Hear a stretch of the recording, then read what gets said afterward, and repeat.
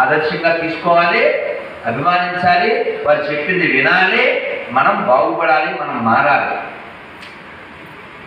మహాభారతం అంటే చరిత్ర. అయితే అక్కడ జరిగిందన్నా రాసిస్తారా?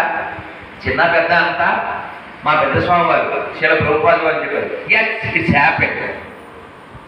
కానీ ఏది ముఖ్యమో, ఏది మానవాళికి ఉపకారమో అవన్నీ ఇందులో రాశారు. చాలా విషయాలు ఉన్నాయి ఇందులో. బర్బరీకుడు ఒక ఆయన, పాండవులు 5, కౌరవులు 100. ఇందులో పాచికలాడే పేరేంటి? శకుని. శకుని వాళ్ళ సోదరి పేరేంటి? గాంధారి. వాళ్ళ దేశం పేరేంటి? గాంధార దేశము. ఇప్పుడు ఏమని పిలుస్తారు? ఆఫ్ఘనిస్తాన్.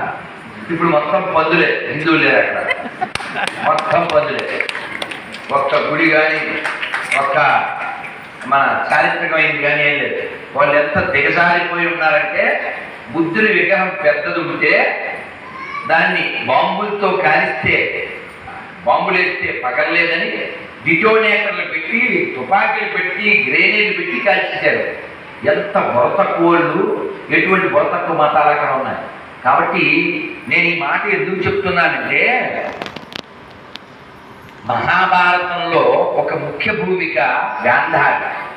అటువంటి ఆవిడ పుట్టినటువంటి నేల అక్కడొక్క ఆలయం లేకుండా రాక్షస జాతి సంచరిస్తుంది. కారణం ఏంటి? మనం తగ్గిపోవడం వల్ల, మనం లేకపోవడం వల్ల. రేపొద్దున ఆ స్థితి మనకు కూడా పట్టబోతుంది. ఎలా పడుతుందంటే, మనం తగ్గిపోతున్నాం. మన పరిపాలించినటువంటి వాళ్ళు స్వతంత్ర అనంతరం కూడా అటువంటి వాళ్ళ జాతికి సంబంధించినటువంటి నీచులే మారువేషాల్లో మన పరిపాలించారు. ఒక్కసారి కూడా గురికి వెళ్ళినటువంటి జాతి ద్రోహులే మన పరిపాలించారు.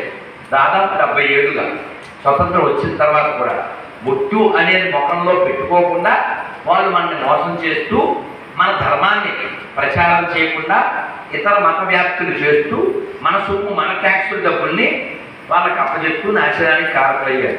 ఇప్పటికైనా మనం కళ్ళు తెరిచి అలాంటి ఆఫ్ఘనిస్తాన్, పాకిస్తాన్, బంగ్లాదేశ్ లాంటివి మళ్ళీ పుట్టకుండా ఉండాలంటే మనకి ఇదిగో ఇలాంటివి పట్టాలే.